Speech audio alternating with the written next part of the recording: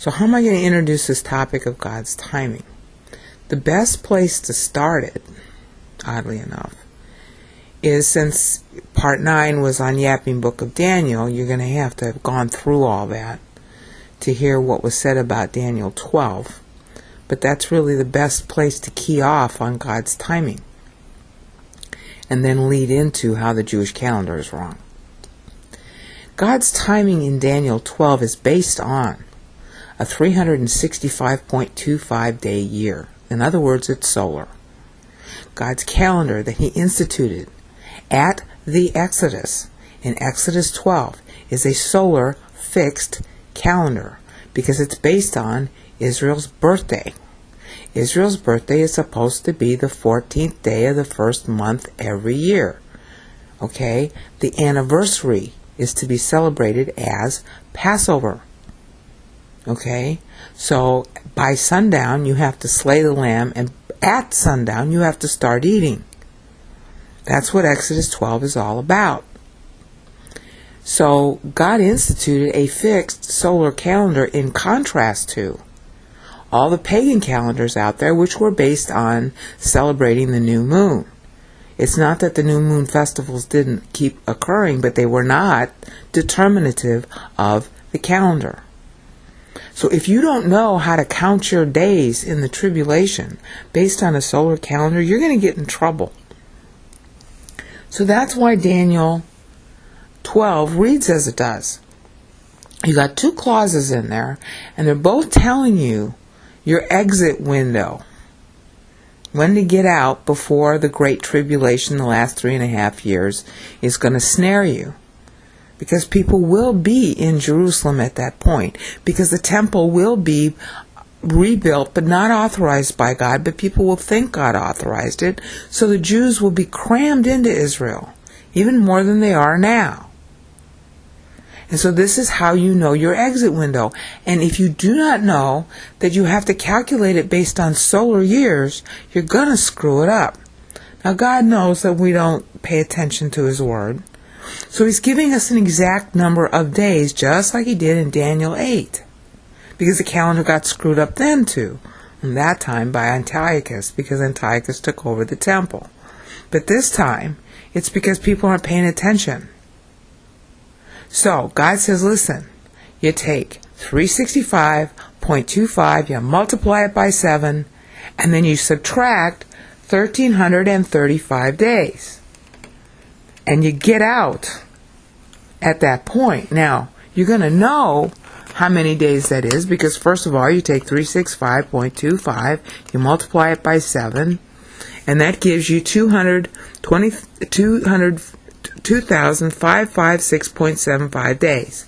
You subtract 1,335 days from it, and that means you got to get out, or you want to get out. Your exit window begins on the 1,221.75 day. Okay, so it's toward the evening. Alright, that's when you want to start getting out of there. Now, you're going to know when to start the count, because on the first day of the tribulation, the 2 witnesses in Revelation 11 show up.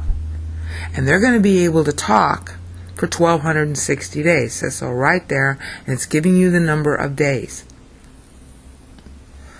Okay? In addition, there's going to be an angel flying overhead, warning everybody. That's Revelation 8:13. So in the first part of the tribulation, whether or not the rapture is visible, a cataclysmic event, which I sincerely doubt, okay? No, too many people don't know the gospel correctly. So the rapture probably occurs when there are nobody left believing, or nearly nobody. So he just takes up those stragglers, the last few that are left, the remnant. Nobody's going to notice that.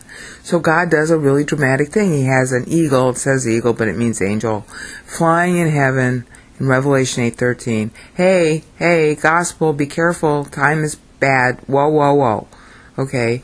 And then you have the 2 witnesses appearing in sackcloth in front of the not authorized temple. That's why they're in sackcloth, warning everyone away, hey, God didn't want this. Alright, and they get to stay there for 1,260 days, nobody can kill them. At the end of the 1,260 days, now you have to look back to Revelation 9, that's when Abaddon, who's probably not Satan, but a demon who's been trapped in the abyss all this time. Abaddon and his 200 million friends come out. They're demons. It is not a human army. It's a demon army. Abaddon then kills, as you can see from Revelation 11, Abaddon then kills the two witnesses. All right? On the 1261st day. Because for 1260 days they're talking. On the 1261st day, that's when he kills them. And then according to Revelation 11, for 3.5 days, they seem to be dead. Everybody's jubilant and giving gifts to each other because these two witnesses are finally dead. So 1261 plus 3.5 is 1264.5. According to Revelation 11, at that time, 3.5 days later, after they're dead, God calls them up, and they had their own little ascension right in front of everybody on national TV. And at the same time, there's an earthquake in the city, which is Jerusalem, right there at the temple. An earthquake. Okay? Because of that earthquake, you got another day and a half to get out of there. Because if you add 1264.5 plus 1.5, you get 1266 days. 1266 days plus 1290, which is the other number in Daniel 12, gives you 2556 days. That's based on a 365-day year. That is 7 years. You see how it balances? So Daniel 12 is using a solar calendar, just like God instituted in Exodus 12,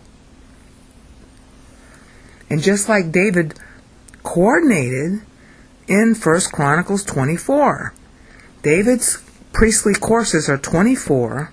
They're based on 4 weeks. Each priest serves 7.5 days in the temple in the first month and the 7th month, because the 2 months are coordinated, and each month has 30 days. See how different it is from what's touted as the Jewish calendar today? It's based on solar. Each month has 30 days, not 29.5. So by the end of the 24 courses, you've completed 360 days, and the last priestly course, the 24th one, Ma'aziyah, would stay the extra 5 days until the new vernal equinox, because the Jewish calendar starts on the vernal equinox, okay, which you can calculate. So the new moon festivals are just part of the celebrations that they have.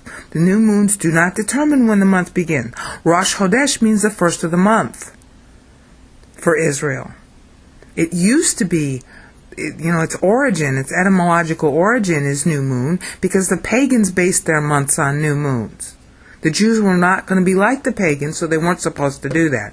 They still had the festivals, but the festivals didn't determine when the month started in the calendar. They needed to know the festivals, and they needed to know the new moon for agricultural purposes. But the actual official calendar of Israel started on the vernal equinox. And in fact, Babylon and Persia would adopt that same calendar later on, because it was so predictable.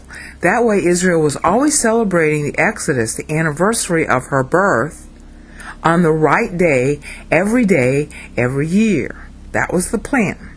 David coordinated it with the priestly courses so they could stay on that plan. But as you can see, over the centuries, the Jews have screwed it up. Now, if you follow what I just said about the solar year and the 6 months, you will notice that there is a phenomenal convergence of dates. And every single Bible date suddenly proves true and correct historically. But of course, if you screw up the dates like Josephus did in his Antiquities book 10, chapter 8, then you get this convoluted scheme of when things happened that doesn't match history at all. Or you can't tell if it matches history. And therefore the Bible gets blamed, and the Jews get blamed, and the Jews feel bad about whether their own Bible is correct, all because they didn't do their homework. So God's timing starts with God's calendar, and God's calendar is solar, as demonstrated here, which is going to be vital information to know. for the tribulation people. Because as you can see, Daniel 12 is based on a 365-day year, and it coordinates with Revelation 11, which is really important so that you know when to get out. Otherwise, you're going to get trapped in Jerusalem and be part of the pogrom. So that's my introduction to Part 10, and I'll have much more to say in real videos in the future.